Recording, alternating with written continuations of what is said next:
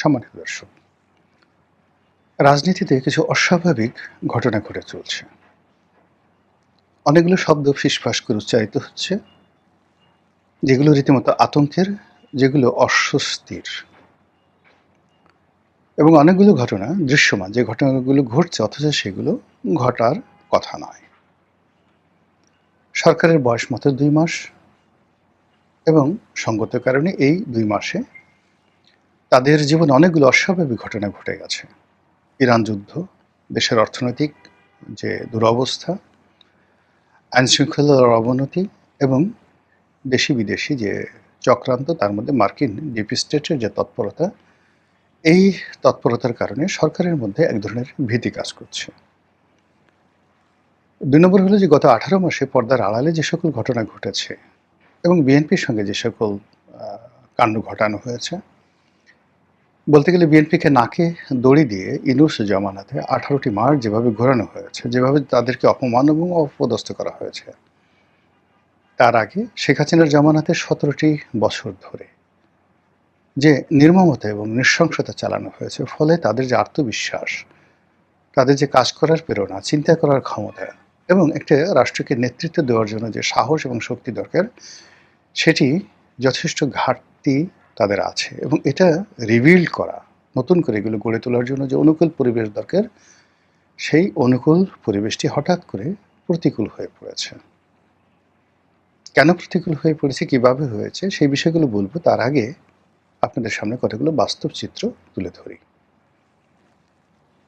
যেমন ধরুন, all on a sudden, কোনো কথা নাই বার্তা নেই, আমাদের পররাষ্ট্রমন্ত্রী ভারত গেলেন।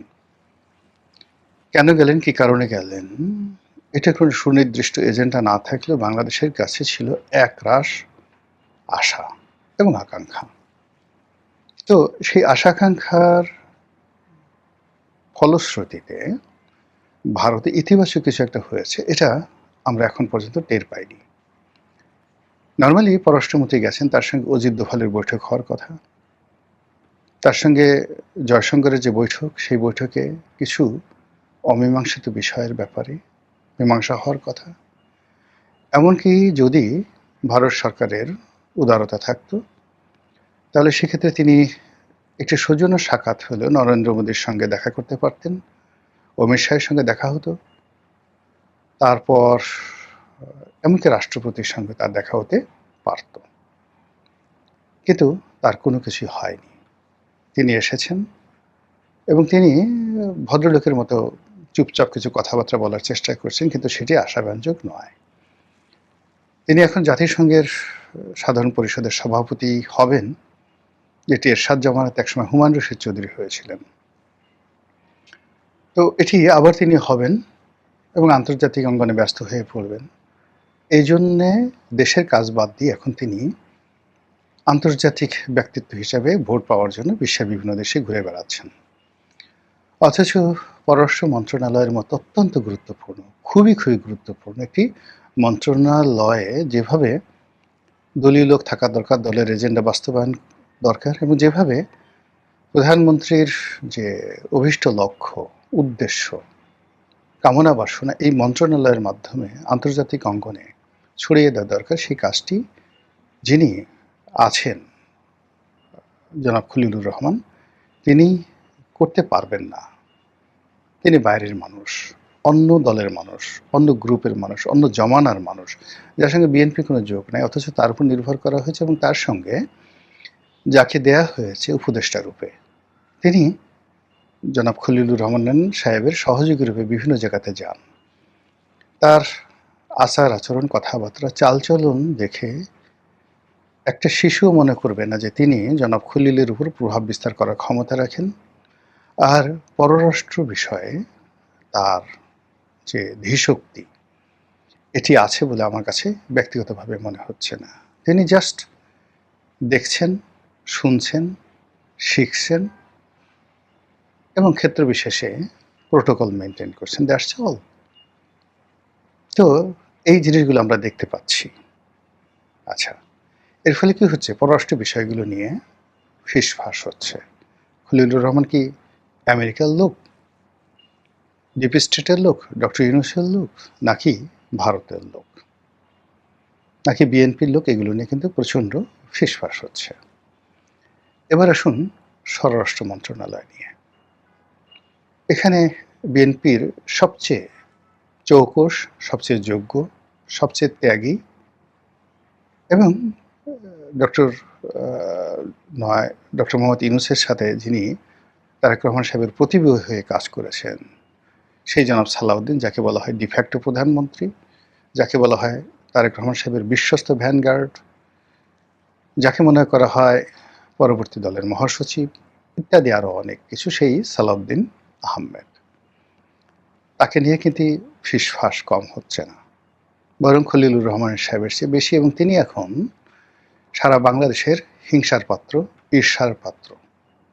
কেন তারেক রহমান সাহেব তাকে এত ভালোবাসেন, কেন তার হাতে সব কিছু ছেড়ে দিয়েছেন, কেন তিনি তারেক রহমান সাহেবের এত প্রিয় পাত্র হয়ে উঠলেন, কিভাবে হলেন, উদ্দেশ্য কি, এগুলো নিয়ে বহু ফিসফাস।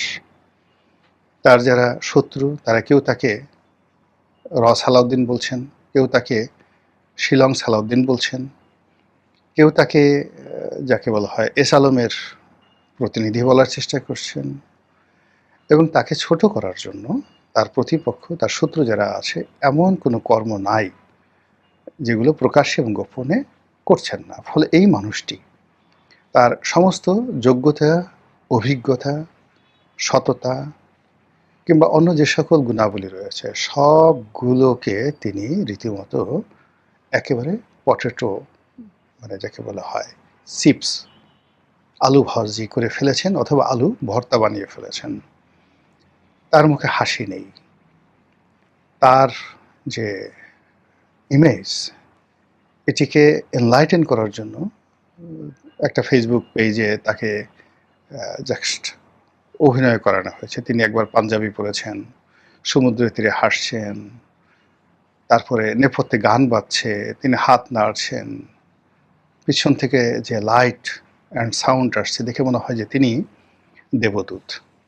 কিন্তু প্রতিপক্ষ, বিশেষ করে জামাত শিবিরের যারা লোকজন আছে, তারা তাকে নিয়ে যে সকল কুৎসা রটনা করছে, সেটার পরিমাণটা বেশি হচ্ছে, ফুসফাস হচ্ছে, এবং যে সকল ফুসফাস হচ্ছে সেটা সরকারের জন্য, তার জন্য, তারেক রহমান সাহেবের জন্য ভালো কোনো খবর না। মানুষ প্রশ্ন করছে, ফিসফাস করছে যে সেনাবাহিনী কেন এখনো ব্যারাকে ফিরে এলো না, সেনাবাহিনী আর কতদিন থাকবে, এই সরকারের উপরে জেনারেল ওয়াকারের ক্ষমতা কতটুকু আছে, ক্যান্টনমেন্টের ক্ষমতা কতটুকু আছে। যেহেতু এগুলো স্পর্শকাতর বিষয়, এগুলো নিয়ে কিন্তু ফিসফাস হচ্ছে। আপনি সেই ফিসফাস বন্ধ করতে পারবেন না।